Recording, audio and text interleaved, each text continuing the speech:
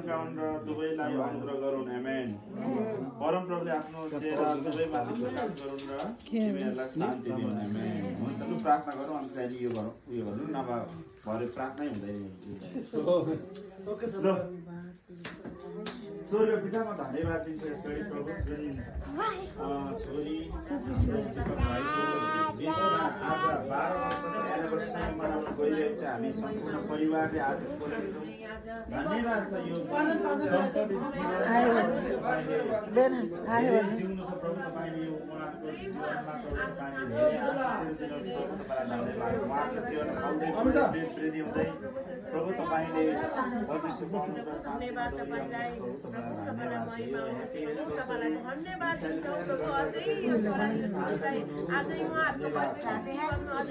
छ तपाईँले यो वर्षसम्ममा प्रभु तपाईँले आशिष गर्नु धेरै धन्यवाद छ धेरै धन्यवाद वचनलाई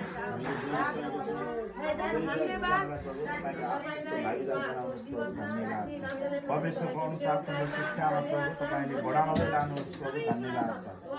धन्यवाद छ दम्पतीय जीवन चाहिँ प्रभु असल भएर फल्दै फुल्दै वृद्धि हुँदै प्रार्थना गर्छु प्रभु तपाईँलाई धन्यवाद यो केकमा जसरी मिठासले बनिएको छ मिठोहरू त्यसरी नै छोरीको दिपकको जीवनमा प्रभु यसरी नै प्रभु मिठो वचनहरू हरेक कुरोमा प्रभु तपाईँले सहायता गर्नुहोस् प्रभु तपाईँलाई धन्यवाद छ यो केकमा ज्योतिहरू बलिनेछ ज्योति चम्कियोस् भनेर प्रार्थना गर्छु प्रभु तपाईँलाई धन्यवाद छ धन्यवाद छ यो 12 वर्षको ह्याप्पी एनिभर्सरी प्रभु आज हामीले खुसी साथले हामीले प्रार्थना गर्दै वचन बोल्दै र आशिष बोल्दै हामीले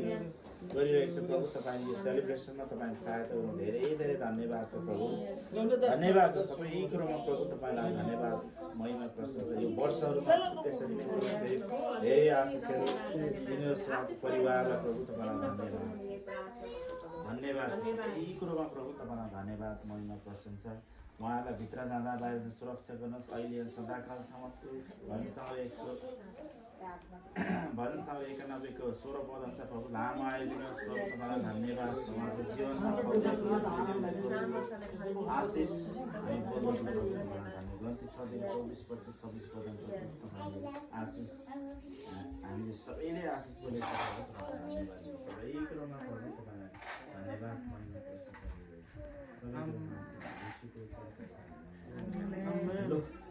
यो पहिलो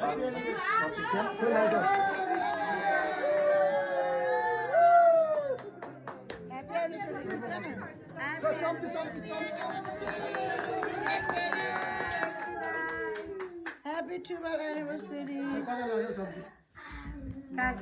प्रतीक्षाले चम्ची उयो ल्याइदिए भने चाहिँ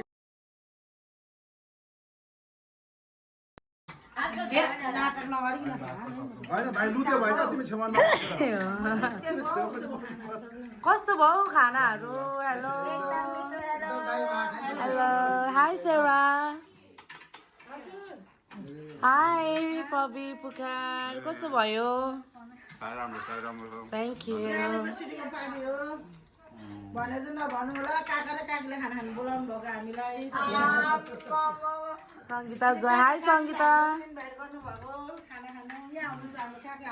हेलो काका हेलो मम्मी हेलो कस्तो भयो खाना एकदम राम्रो भएको छ किनभने निबेस खाएको कुकले बनाउनु भएको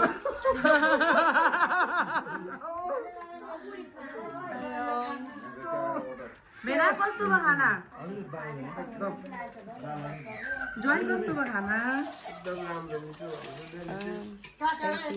काका कस्तो भयो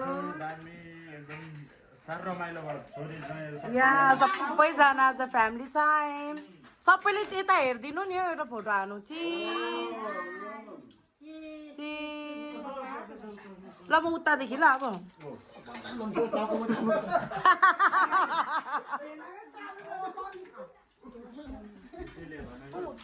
ल यता ल गाइस यता यता लु चिज गर्नु फेरि यता सबैले हेरेर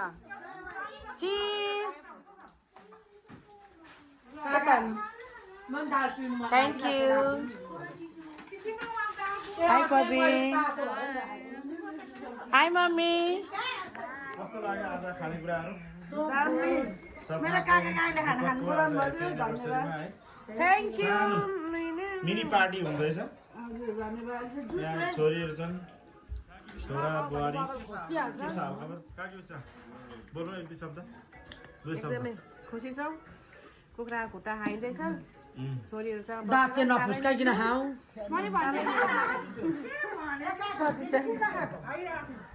कति छ छोरी के छ ठिकै छ अघि नै मालदेले एउटा कहानी भनिरहेको थियौँ कि सङ्गीता दिदी बोलेको बोले बिचारा मालदेले भन्ने पाएनन् अब मालदेको भाउजू केही छ दुई शब्द भन्नु यसो कृष्णको नाममा सबैलाई जय बसी आज हाम्रो जो छोरी जाएको एनिभर्सरी हो कि के अरे हौ त्यो थियो अनि काका काकीले खाना खानु बोलाउनु भयो धन्यवाद छ प्रभुले आशिष दिनु यो घरलाई अनि मिठो खाना बनाएकोमा काकीलाई पनि थ्याङ्क यू छोरीहरूलाई पनि थ्याङ्क यू छोरीहरूलाई पनि thank you thank you yo मेरो मासु रहेको छ यो मासु मेरो बहिनी पनि लभ भएको छ